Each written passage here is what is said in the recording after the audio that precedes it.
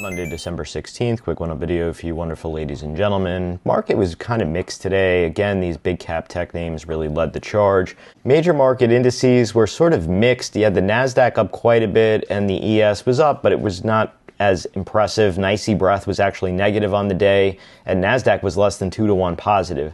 Very mild internals. We've seen both the declines and rallies on very mild internals. We have a couple of big events this week. We have the Fed on Wednesday, GDP Thursday, and PCE on Friday. You'll get the Fed decision. I think they're going to cut rates this meeting. The jury's still out if they're going to pause here or if they're going to signal still more rate cuts.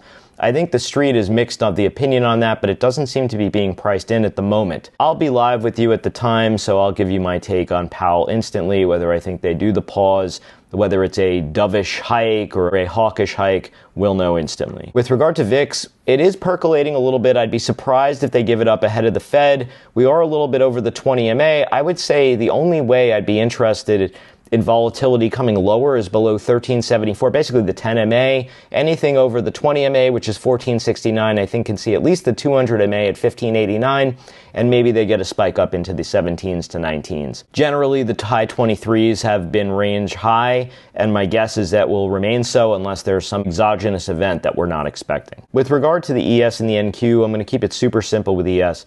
Bulls need to get over and stay up over 6100, or it's just sideways to lower with liquidation break potential. Qs are another story. They negated the Head and Shoulders. We had talked about this. Anything over 21,706 quarter could see a blow-off type move. We went right through the 2 times range at 21,976 half and right up to the 2.618 at 22,143 half. But what now? Pullbacks to the 22,000 level would be a repair of today's rich close. And if we stall at the 61.8 here, we could come back down to the 2 times range at 21,976 half. If we were to keep going and make the move up to the 4.236, then you're talking about a move up to 22,580.75. Generally, let's keep it super simple. Bulls need to hold 22,000 in the Qs and 6,100 in the ES. As far as SPY goes, still consolidating nicely over the 10 MA. I think pullbacks, as long as they hold 600, are fine.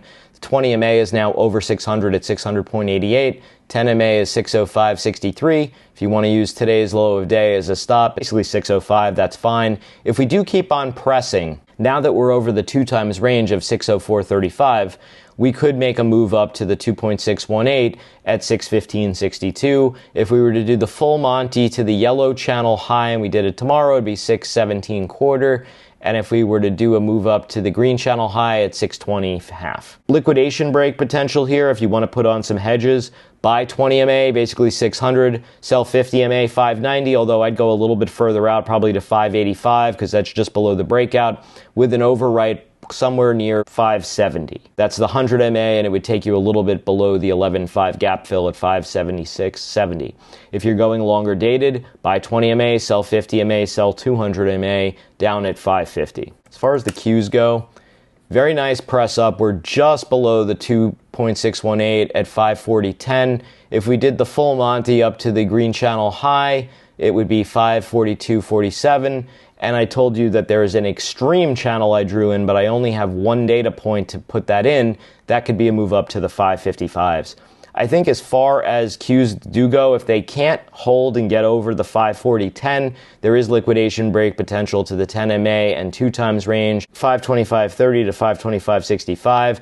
If that fails, the 515.58 is a breakout level. So generally here I like hedging. If you buy 525, sell 500 with an overwrite down below 492, which would be the 11.5 gap fill. However much you want to put on is good. 200 MA is 470, so that works for me. And we know the 200 MA has been the key MA because that's where the market stopped when it had the dump on 8.5. As far as Apple goes, we were on point with that one. Big, nice move up today. I still like booking some profits above the 250 level. I wouldn't let it get below the 10 MA. It's 245.97, and I've told you price action wise, 246 is a key level, so it's right there. On the upside, depending on which time frame we're on, 255.27 is a 2 times range. On a longer time frame, 261.10 and the 2.618 on the shorter time frame is 266.26, and on the larger time frame it's 275.63. As far as Tesla goes, pretty boss move today. They're seemingly going to be the winner on autonomous driving. They're almost at the 2.618 at 484.90, which we had talked about,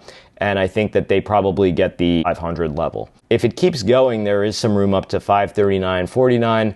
Today was pretty much not quite a Marubozu candle, but it did have a flat top. Look for a dubstep situation, and then whatever the lower high would be could be your stop. But it seems to me like Tesla's on the mission to get the 500. Netflix, more analysts come out, all given the $1,000 cap tip. Money flow is not really confirming new highs, but it's not exactly denying them either. I think you could use the 20 MA is a hard stop, basically below 900. It's currently 899.63. If we were to keep pressing, I do think we could get the 977.02, which is the 2.618. And if we did the full Monty to channel high, it'd be roughly that 1,000 level. Broadcom, also known as Avago, got the 2 times range of the most recent consolidation and then some at 244.34.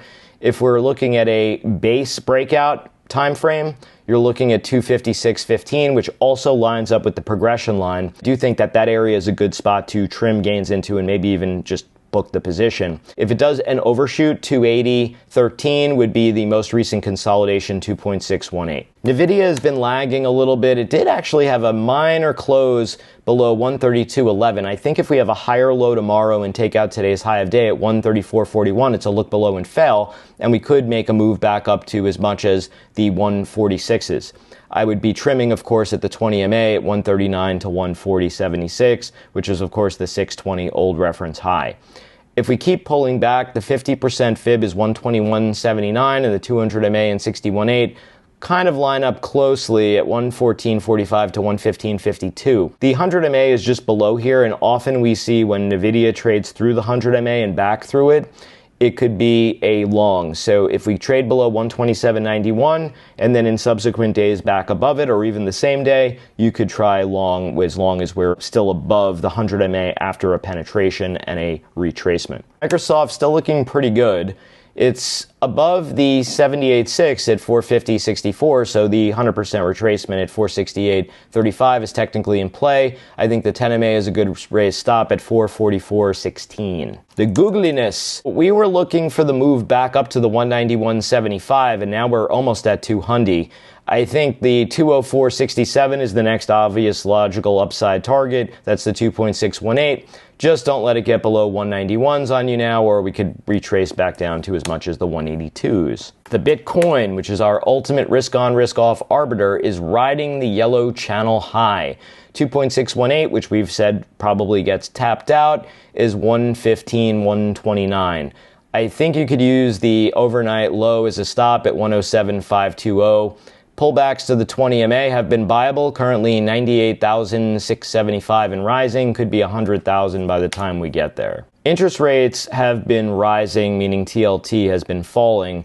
We're into some reference support down here in the 89s, so I wouldn't be surprised to see a bounce to the 92s and maybe even into the 93s. But if this keeps dumping, the market will pay attention and notice higher interest rates and higher dollar along with higher oil could become a mean reversion to the pain trade. As far as the dollar goes, I think it's fine long as it's above the 106.492 10 MA. Below there, we could see liquidation break to the 105s. Gold is just chillaxing here. It's got to get back up over the 50 MA at 246.62. We're right on trend here. You have a 2-day range. I would say over 245.94 could be a long, and anything below 244.27 could be a short, maybe even to as much as 240.64, which is the neckline must hold, and then we could potentially have a double tap head and shoulders if that were to break. Generally speaking, I still like using up opens to trim gains, raise some stops here. If you want to do some covered calls, that would be a good opportunity. With IV